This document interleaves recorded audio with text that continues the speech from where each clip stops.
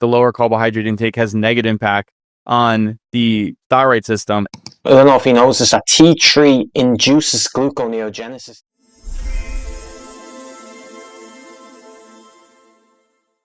Hey, this is Chris, and in this video I'm going to do a reaction to a video by Jay Feldman and Mike Fave in reaction to hen berry. So sit back, relax, and enjoy. Humans have always eaten fruit and honey and berries. Every time we found them, we ate them all. But we did it for the same reason that the bears do it, to gain weight for the winter. That's why we eat them. They're sweet, they taste good. The plants want us to eat the fruit and the berries at a certain time. You ate all that stuff for 1 or 2 weeks out of the year. For the rest of the year, you didn't eat anything sweet at all, ever. All right. I think I've been doing it wrong, guys. I've been eating honey and fruit every day of the year, so I should probably just leave.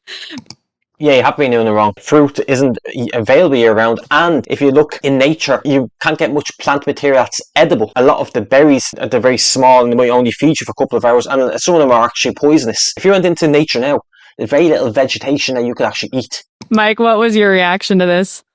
Oh, there's quite a few things here that are pretty problematic. A lot of logical fallacies and a lot of, conflationary perspectives. So the first thing is that in different environments, fruit grows different times of the year. So maybe if you live in a really northern environment, you'll have fruit for like 2 weeks of the year. But in other environments, you'll typically have fruit for many months throughout the year. So it really depends on where you are. So just like in the face in general, I think that is incorrect, that assumption. The next thing is that bears and humans have like very different physiology, because bears are hibernating animals and humans are not hibernating animals. So to try to say that humans... I don't know if you ever heard of like the Ice Age. Tubers, for example, they're used as fallback foods even to this day. Even in Africa, he's talking about in warmer climates. But even when you look at Africa, in East Africa, there's a tribe called the Hadza who even to this day use tubers as a fallback food. So if there's not enough meat around, then you use stuff like tubers. No, that's not as the main food source. And tubers were ranked lowest. Tubers are often taken when berries are least available. So even berries aren't available. So even in Africa, because we ate predominantly meat, when you look at it on the stable isotopes, our nitrogen 15 levels are higher even than foxes, hyenas, lions, etc.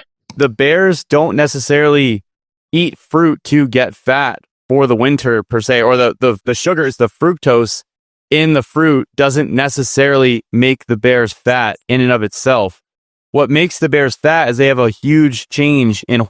It's a combination of the fat and the sugar that can cause issues, because you upregulate the Randle Cycle. It's a cross inhibition of fat and carbohydrates. There's only one food in nature that upregulates the Randle Cycle. What food is that? Milk. Now you could say a baby drinks milk. That makes them grow when they're a child. Babies are fat, you'd see them, because they upregulate the Randle Cycle. Other than that though, you don't want to be upregulating the Randle Cycle. You have to pick between one of those fuel sources, carbs and fat, and which you're going to choose? Fat, because it's got the essential fatty acids. This cross inhibition occurs in the cell and it prevents both substrates from being oxidized for energy. And there's an induction in what they call a hyperphagia, or an extreme hunger period for the bears prior to hibernating, so that they can gain body fat and then hibernate throughout the winter.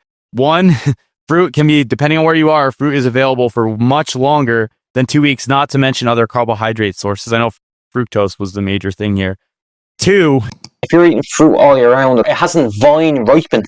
So you're eating fruit that's out of season. And that's not to mention that they spray it with pesticides and all nowadays. I'm living in Ireland at the moment, okay? So when I get the fruit into it, if I go to the local supermarket, I pick up fruit that's coming from halfway across the world, from Mexico, for example. So I'm getting an avocado or mango from Mexico. And people say, oh, that's grand. But you have to understand that they pick it early. So all the anti-nutrients are intact. It's not going to digest it well because it's unripe, the fruit is. And why do they pick it early? So it doesn't go bad. Because if they pick it just at the time that's ripe, imagine them sending it halfway across the world. Now you might say, oh, but I let it ripen at home, a banana, and there's black dots on it. But that hasn't vine ripened. And I guess another thing to put into place here is that humans that evolved as an equatorial species initially, which would throw shade into this idea that we would be at these really high latitudes all the time, with the people talk. So we were frugivores before we came down from the trees, and then we were scavengers. And then we were carnivores, because you notice from our pH is very low, lower than a lot of animals, even the carnivore animals. You look, it's that vultures are acidic stomach. With the people talking about the evolutionary perspective, then the next thing is that the bears are hibernating animals, humans are not. And so we have drastic metabolic changes there. Jay, what was your reaction watching this clip? You pulled this one up, didn't you? Yeah. So as Mike was pointing out, the difference with bears gaining body fat is not that they are eating the same amount of calories and they just replace some of the fat. You don't eat calories. The amount of calories that you eat is zero, because we're not bomb calorimeters. You don't absorb calories. So really what you want to look at is not energy in, energy out. It's like mass in, mass out. Really what you want to just focus on is, am I eating a nutrient-dense diet? The idea that this is going to happen to us in humans again is, I mean, if you go through a hyperphagic state and eat more than twice what you're going to eat, and that includes berries or doesn't include berries, you'll probably gain some weight. Like, I don't think that part is untrue. Yeah, but you won't be hungry then. If you're used to eating, just like, let's say you're eating meat, and then you're going to eat more. You're going to eat more when you're eating like fruit, for example, ghrelin, the hunger hormone. So if you're eating fruit, it's not very nutrient dense. So you're going to want to eat more. Includes berries or doesn't include berries. Yeah, berries or doesn't include berries, but berries and other carbohydrates, you're going to want to eat more food when you're eating those foods.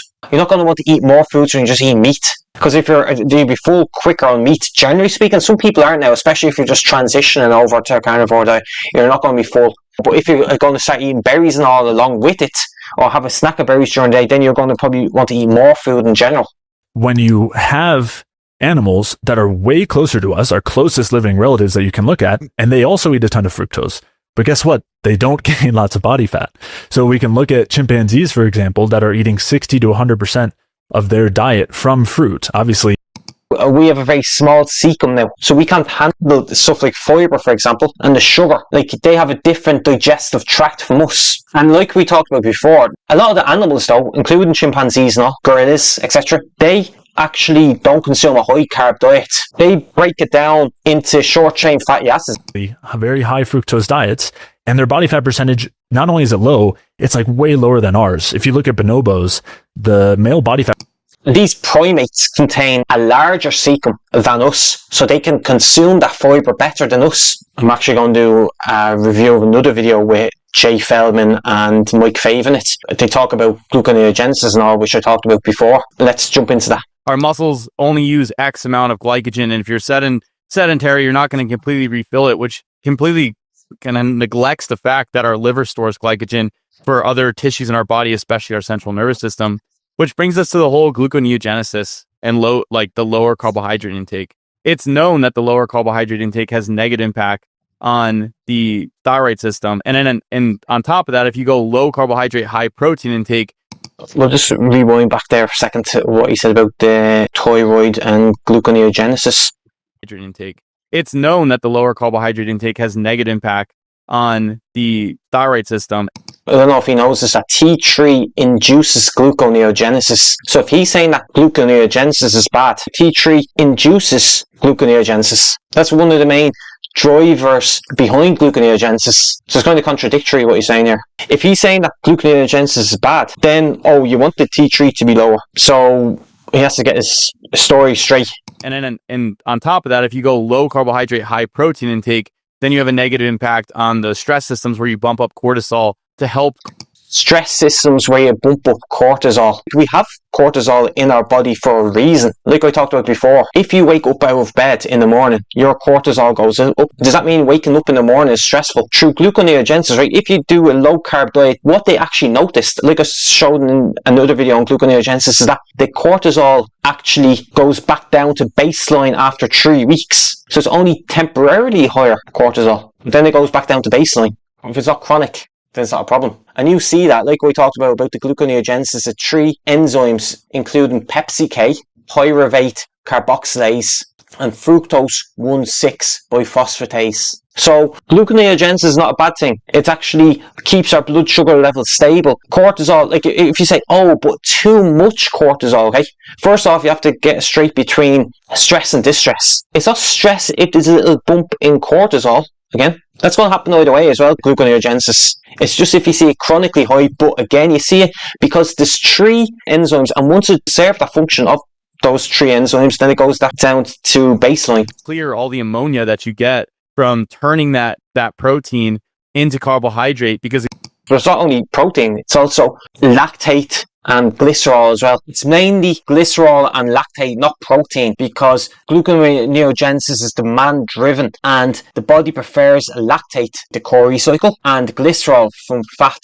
Glycerol is a product of lipolysis. if you don't have adequate carbohydrate and you have an excess of protein, you're going to make that carbohydrate, because the carbohydrate is so essential that you will sacrifice other Essential. There's no essential carbohydrates. You make all the carbs endogenously. substrates and tissues to provide this carbohydrates. You will upregulate gluconeogenesis. Now, there's a couple problems with this, and especially from her paradigm as somebody who's muscle centric. But the first thing before we even get to that is that glucagon and driving gluconeogenesis, which Jay and I have done podcasts on together, like discussing this in depth, but essentially driving gluconeogenesis and higher levels of glucagon are directly associated with diabetes and driving the diabetic process, such that they see people who have higher fasting glucagon levels have an inability to suppress glucagon, have a higher risk of insulin resistance and diabetes overall. So glucagon, people say, oh, it's not a stress hormone. It's like, yes, it 100% is. If you were to ask them, do you need cortisol and glucagon? Yes, of course you do. Again, like if your cortisol rises when you wake up, does that mean that sleeping is stressful? Or does that mean that it's bad to wake up in the morning? And what about when certain hormones rise when you're fasting? Does that mean you have to eat every couple of hours? So if you're saying like, oh, catabolism, that it's bad like to be in a catabolic state. Oh, so you're stressed out when you're sleeping then, does that mean? And you have to break your fast straight away. And then you end up eating like 5 or 6 meals a day because you want to be in a catabolic state. No, there's no animals that are in an anabolic state all the time. So just because something rises, a hormone rises, these hormones are in your body for a reason. Glucagon is not a stress hormone. It's a glucose regulating hormone. It performs essential metabolic functions in the body. Glucagon is important. It promotes lipolysis, fat breakdown, and ketogenesis, right, ketone production. So glucagon is important. It's like the yin and the yang, the glucagon and insulin. You need both. And with the T3, are people suffering from hypothyroidism? If they're not suffering from hypothyroidism, then you can't say it's a bad thing anyway. T3 often decreases slightly on a keto diet or a carnivore diet. T3 is intimately connected to glucose metabolism. So because there's less glycolysis, that's a glucose breakdown, then the T3 isn't always as high. But that's not a bad thing again. If you feel well and you're not suffering from any symptoms, and you just see, oh look, it looks low, the T3, then really you've nothing to say much. So sugar glycates your cells and tissues in your body. This means it gums them up. The sugar sticks to your cells and to your tissues and makes them work less efficiently. Fructose is 7 times more glycating than glucose. It's natural sugar. It occurs in fruits, so therefore it's magically nutritious. When it comes to glycation as a whole, Well, he's right. It's 7 times more glycating. That's in a petri dish. It's actually 7 to 10 times more glycating. So he's actually talking about the lower end. And it's not detected on the HbA1c test like what we were talking about before. one of the things that we want to be most concerned about is called methylglyoxal. It's 20,000 times more glycating than glucose. And low carb and ketogenic diets especially actually increase the amount of methylglyoxal considerably. So you can see that here in this study, the ones who actually were in ketosis doubled their methylglyoxal levels. And again, methylglyoxal being 20,000 times more glycating than glucose. Now, the one that we're most concerned about are called AGEs, advanced glycation end products. And it's important to note that lipid peroxides, so damaged fats, are actually major precursors to advanced glycation end products. So even if you're on a low-carb diet and you took all of the glucose out of your body, which of course would be impossible because it's an important nutrient necessary physiologically, but even if you were able to do that, you would still have glycation. You would still have the formation of advanced glycation end products from damage to fats. So this idea that if you avoid carbohydrates, you're going to have no glycation, and if you have carbohydrates, you'll have a lot of glycation, is just obviously blatantly not at all the case. It's true that we're always suffering from a certain rate of glycation because we produce glucose. That's why your HbA1c will never be 0. So it'll never be 0%. But the problem is when you're eating a lot of glucose, Glycation. Okay, where does the word come from? Because glucose, glycation, he's trying to change the word around. But glycation, that comes from the word from glucose. Type 2 diabetes is chronically elevated blood glucose level. Glycation comes from the word glucose, Greek word for sweet. So he's talking methyl glyoxal that may temporarily rise at the start of a keto or carnivore diet. But when acetoacetate rises though eventually, then methyl glyoxal is buffered and often returns to baseline or better. Acetoacetate, which is a primary ketone, reacts directly with methyl glyoxal through a non-enzymatic process, reducing its potential harm.